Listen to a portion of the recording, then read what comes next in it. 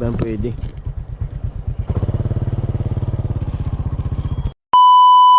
So ayan mga par, good afternoon. At ayun, ang gawin kong vlog muna ngayon ay ipatry ko dun sa daanan ng Bacolod kung kaya na bang malusutan yung kalsada dun kasi may tubig yun. At yun, pabago-bago yung isip nitong isa. Dapat ngayon nasasakay. Kaso nagbago yung isip ay bukas na lang daw itry niyang magbiyahe ng umaga para daw para hindi siya gaanong tumagal dun sa Maynila. Sabi niya. Kasi kung sumakay na siya ngayon, bukas sana umaga nandun na. Yung check up niya ay pa naman, kung kinabukasan pa ulit. Kaya bukas sasakay sa umaga, darating siya gabi. Susundin siya ng kapatid niya kasi diop niya Ilipin na 11 ng gabi yung out ng kapatid niya. Tapos susundin siya doon sa babaan. Kaya bukas na lang siya sasakay. Kaya na bad trip nga ako kanina. Kasi ang akala ko ngayon siya sasakay. Di sana nakapasok pa ako kanina. Sayang yung wala tuloy tayong vlog. Kaya gawa tayo ng vlog. Sana supportan nyo pa rin kahit mga yung vlog ay mga basta update lang muna dun sa Bacolod kung kaya bang daanan. Ilang araw na rin naman na walang ulan. Doon muna ako ma. Bili ka ng pandesal. May pandesal pa dyan Lamisa. Ayan. At di ko pa naubos na hakutin yung mga panggatong ko dito. Dami pa. At na dito sa amin ngayon. Delikado na. Yung katabi kong tindahan dyan kagabi pinasok. Yan bagong tindahan yan. Konkreto pa yan. Kaya kailangan natin hindi masyadong matulog kaagad. Kumbaga bantay-bantay muna tayo dito sa tindahan na to kasi ito mga lang, hindi nga to konkreto kaya mas madali itong mapasok. Tapos yung padlock ko maliit lang. Ito lang yung padlock ko. Kaya dapat na tayo magbantay pag gabi. Kasi dyan nga sa kabila kumbaga konkreto yung tindahan kaso walang bantay. Hindi naman sila natutulog kasi dyan. Kasi yung padlock nila napakalaki yung padlock. Laki talaga. Grabe. Yung nanakaw ay malaking halaga rin. Nasa 6 plus daw yung nanakaw sa kanila. Mahirap. Ako talaga pag gabi hindi ko iniiwanan yung pera dito sa loob. Pati umaga di namin yung pera dyan, iniiwanan kasi delikado. Kaya sabi ko kailangan magpuyat, magbabantay kasi yung mga magnanakaw ay mga yung mga unang tulog ng tao. Buti nga nabulabog kasi yung pinsan ni Mrs. ay dumaan yun. Yung nakuha lang yung pera. Yung siguro kung walang nakabulabog pati siguro yung mga paninda nun, mga sigarilyo baka kinuha pa, baka ninakaw pa. Pero sayang, napakalaking halaga nung nakuha nila kasi pera. Nasa 6 plus daw yung nakuha. Nakalimutan na di matanggal nila sa kasi yung bahay nung mayari niya medyo may kalayuan. Kumbaga tindahan lang dito. Sabi ko nga kung bumangon ako kasi may narinig akong motor talaga na pumarking. Kung bumangon siguro makikita ko kasi yung ugali ko pag gabi kapag nag-iingay yung aso ko automatic akyat kagad ako sa taas dito. Tanaw ko yung mga tao pag bakit ako dito sa slab. Tanaw ko kung may tao o kung may nagnanakaw man. At sana huwag naman sana pasukin yung ating tindahan kasi sigurado yan. Huwag naman sana kasi mas mabilis itong mabuksan guys kumpara dyan sa tindahan sa kabila na pinasok kagabi. Mas mabilis to. Ayan, punta na ako dun sa Bacolod. Ayan, abang-abang kung pwede na bang daanan.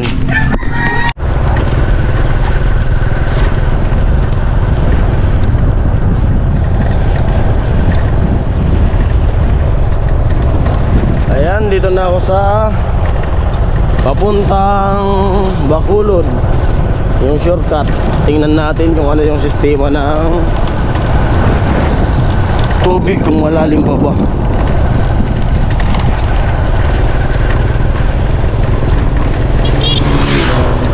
Kasi sabi ni Kuya Gatcho at saka ni Kuya Arnil ay ano, malalim pa raw. Pero tingnan natin yung sitwasyon.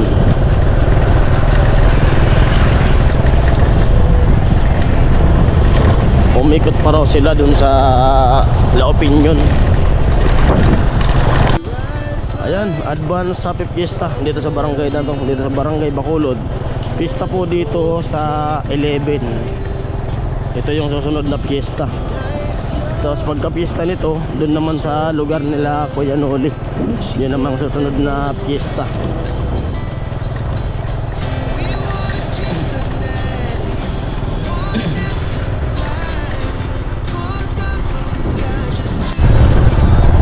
Grabe pa talaga yung tubig, hindi pa yun kaya kasi basta may tubig pa rito sa banda nito ay malalim pa dun. Ito yung palatandaan ko dito eh. Malalim pa talaga yun. Grabe yung tubig na to. Kawawa yung mga nagtanim na kasi meron dito nagtanim na eh.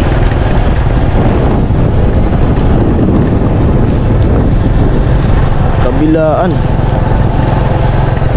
Dito mga bahay dito, pinasok na naman ng tubig.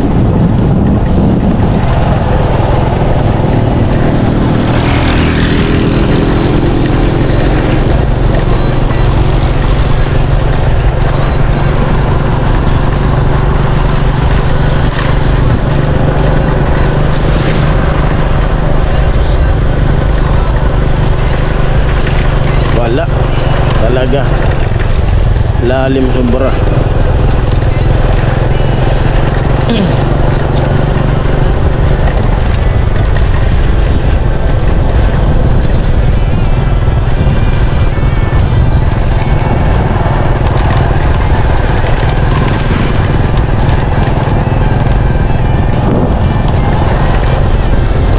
Mga isang linggo pa to bago madaanan sigurado.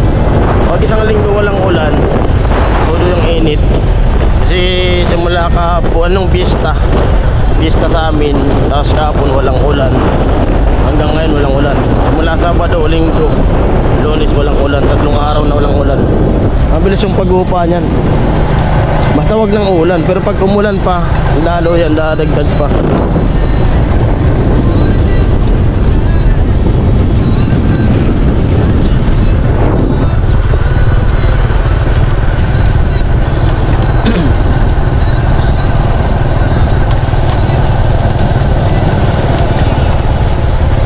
Kambing, me.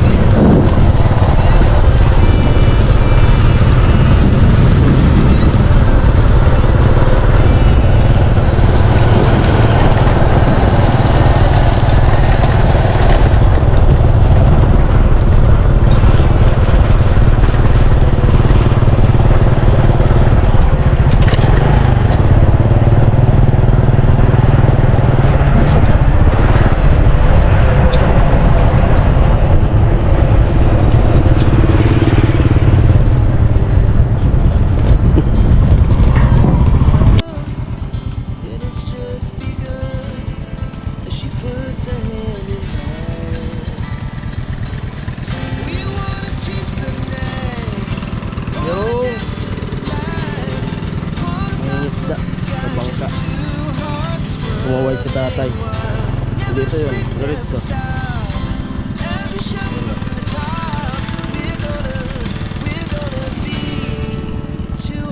Shout out sa inyo, ingat kayo.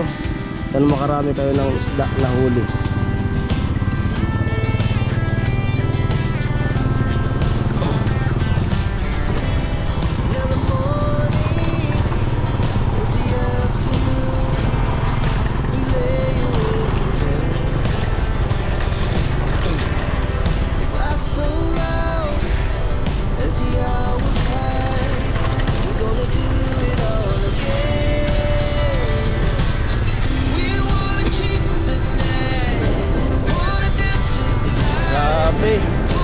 Dati yung mga nakaraang taon nung wala pa tong kalsada na to, hindi pa to ginaganito. Ay dati mga ganitong buwan dito may mga karing. Wala di talagang Sabi ko na nga ba noon palang ginagawa to. Ako yung tubig, mga konting ulan lang ay dadami. Kasi hindi nabilo yung ano, yung daanan ng tubig. Tapos lalo na nung ginawa yung ano, doon sa tapat nila Gwen, talagang lagi ng baha. Yung walang isda. Lambuan. Tawag niya ay ano, pukot. Namumukot.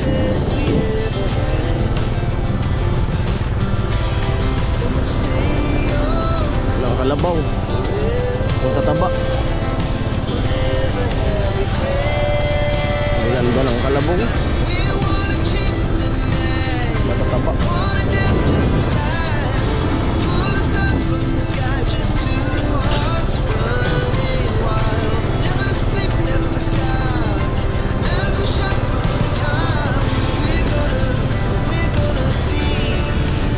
Wala pa talaga, malalim pa. Hindi pa ito kaya.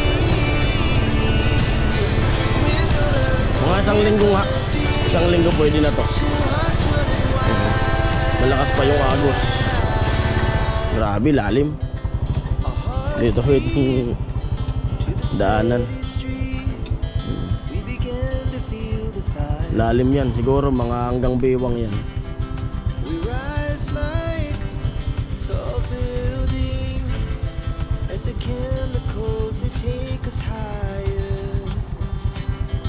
Grabe.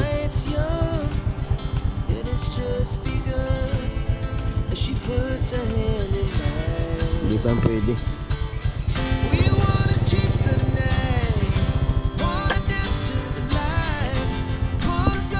May tubig pa nga rito.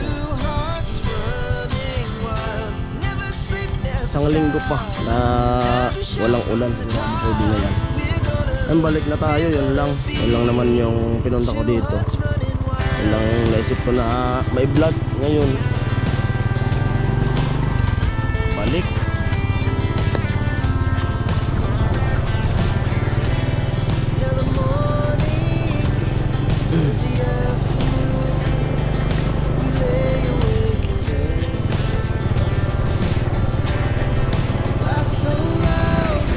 Diyan banda na yan, oh. Pag ganyan mga may tubig yan, lalaki ng isda dyan. Kaso nakakatakot kasi may mga sawa, may mga ahas. Daming karpa dyan sa loob ng mga kagubatan. Kasi nung binata pa ako dyan, kami nangunguha ng isda, nanguhuli. Lalaki ng mga karpa dyan, oh. May mga gubat-gubat na yan. Nakakatakot kasi mga ahas na sa itaas ng kahoy.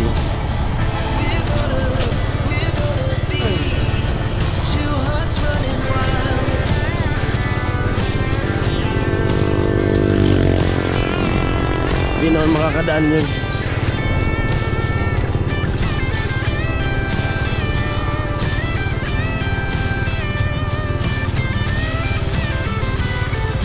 Yung sapat ninyo.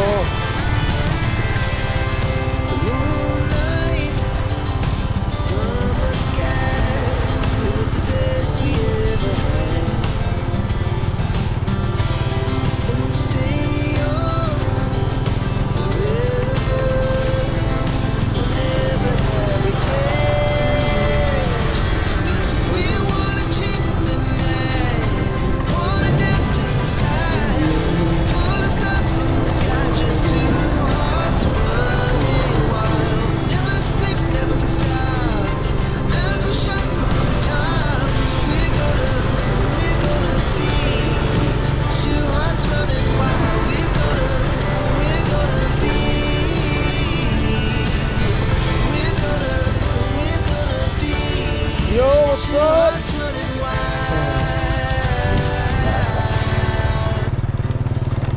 Tumawa yung bata eh. Nag-aalaga ng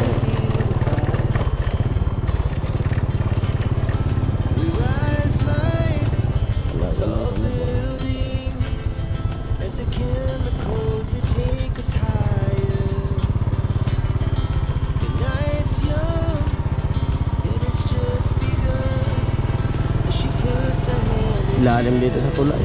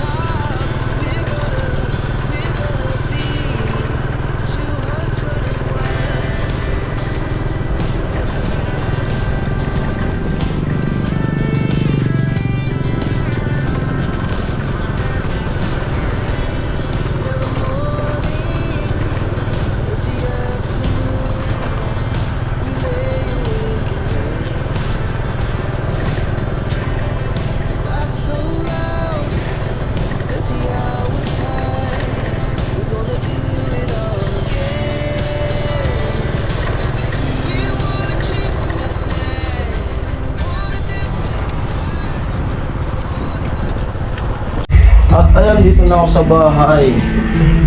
At ito na yung kalabaw kahapon na ano, hindi na ako dito sa bahay niluto ni Papa. Paanang kalabaw? Dami. Lambot. Babaklas na oh. Nilagari yan, nilagari.